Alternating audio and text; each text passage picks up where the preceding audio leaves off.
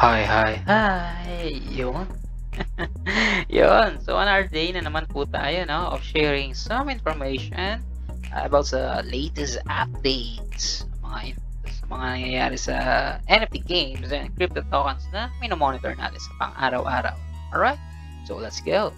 So, for today, we'll be talking about sa nangyari or initial public offering ng money tokens sa Monster Infinite. Alright, so it was started kaninang madaling araw, Philippine time, GMT 8. Alright, 2 a.m. ng September 17.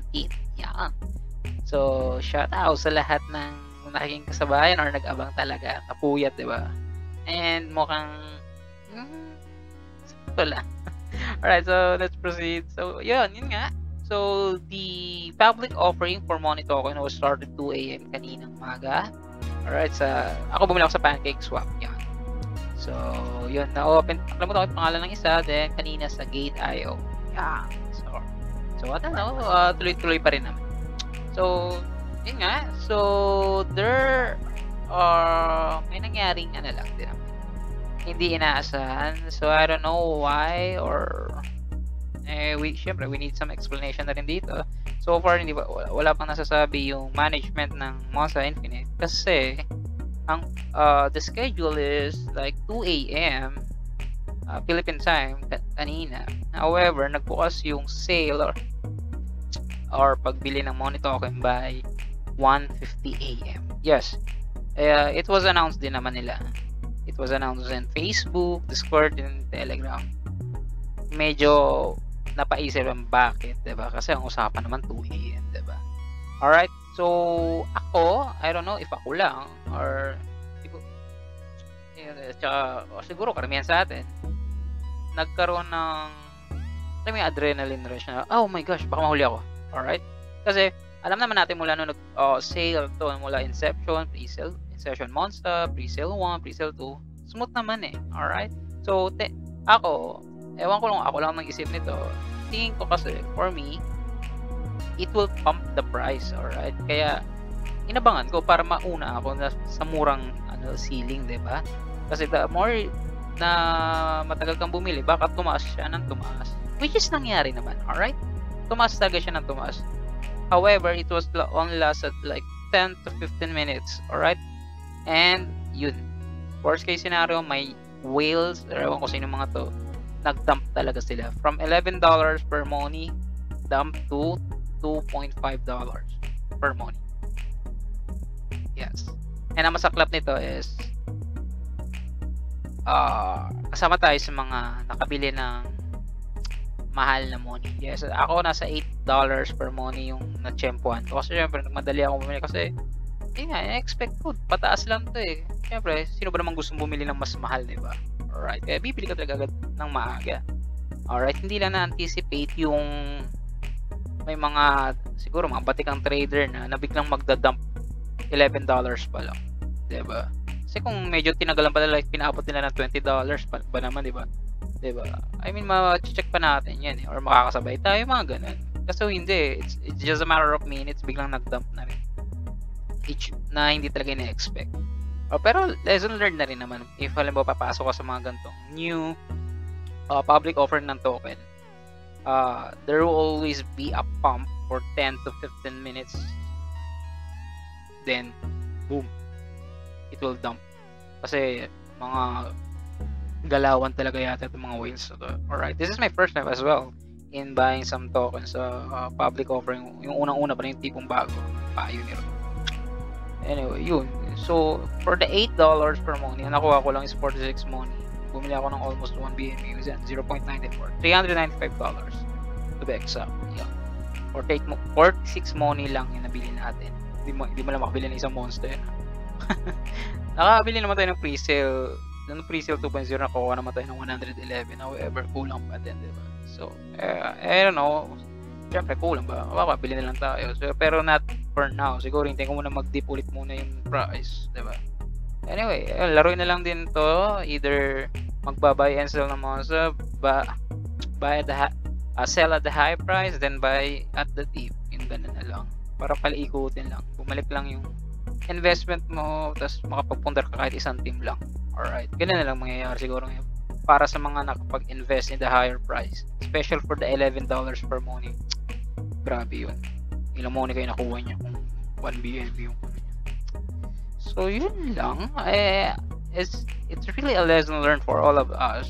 Ako, I'm a newbie in crypto, so yun, at least alam ko na may gantong scheme pala or sistema din pala, special for the new tokens to be offered in public for the first time, diba? Alright, and yun nga, as of now, naka-close pa rin yung Telegram, Discord server nila, and makikita mo lang yung frustration ng tao sa Facebook, sa mga comments, if you'll be checking that. Alright, hindi pa siya na-check sa Twitter, pero siguro doon din sila nagkakalat nga rin yung nagkakalat din ng toxic yung mga toxic na nakikita ko sa ibang channel, like sa channel ng PVU, Axie, nandun sila nagtatanong, sino nakabili dito ng ganto-gantong money, grabe, kaya bla bla. So, alam mo yun, mafe-feel mo yung frustration nila talaga, kasi syempre wala kang paglabasan di ba, wala kang makausap, naka-close yung channel mismo ng game yun lang. Alright, so yeah, so far sana maging maayos. It's already done, nabili na natin, diba? It's for us na on how or kung ano mang gagawin natin in the next step, diba? So pero nabasa ko kanina sa Telegram, sa Philippine channel, mukhang may pinag-uusapan daw yung management ng Monsta Infinite. I don't know what, pero mukhang baka i-lower nila yung required money per Monsta daw. 'Di ba? 80 daw. 80 yung talagang official, pero baka daw babaan. I don't know. Ewan ko. Damage control ba 'to ang tawag dito sa nangyari kagabi, kasi medyo we really need an explanation bakit biglang ganun, 'di ba? Biglang nag-open 10 minutes before the official launch, 'di ba? Yun lang. At least, alam mo yun, peace of mind kumbaga. Kasi ako, almost 1 BNB rin yun. 21k 48 money lang, 'di ba? Medyo, 'di ba? Tapos makikita mo yung price ng money ngayon nasa $2.5. Wow. From $8 to 2.5, 'di ba? Almost, 'di ba? Sabihin natin $6-7 na lugi ka. I rather $5-6 tutos, 'di ba, for every month. Malaking bagay din talaga. Hindi naman tayo ganun kayaman, 'di ba? We are just nandun tayo sa low level or ceiling ng mga investor na gusto lang naman, 'di ba, mag-invest here. Mukhang yun lang. I hope everything will be fine. We are just, I'm also waiting for the further announcement tungkol dito, kasi yung mag-a-announce doon, may announcement doon talaga kung ano man yan.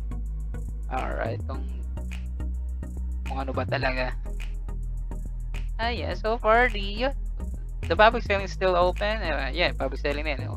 Ongoing na yan hanggang dulo. Alright. And in a positive side, we'll be checking the silver lining of life. Okay din siya kasi the game is being invested by, di ba, thousands of people, di ba? Alam mo na yung game.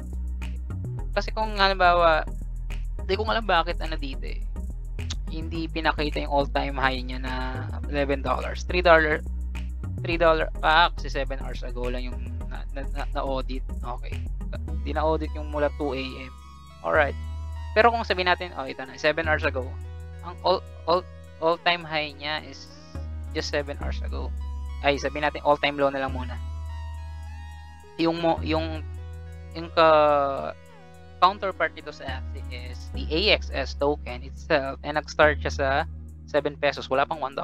Alright? Imagine that. So, meaning, mas marami siyang na investor na pumukaw agad. Alright? Kaya talagang marami na rin. Nag-pump talaga ng unang diba, offer. Alright. So, that's the good part there. Kasi marami yung gustong mag-invest sa game. Alright? Siyempre, kasama na rin yung mga dakilang trader dyan. Pero at least, di ba, alam mo, okay din naman kahit pa. Alright? We're just waiting sa mangyayari pa dito, no? Alright? Let's hope magkaroon ng maayos na explanation sa nangyari kaninang umaga. Alright? Just a piece of mind for everyone, especially sa mga nakabili ng in the higher price and didn't anticipate for a big dump, diba? Yun lang naman. So far we're still on it.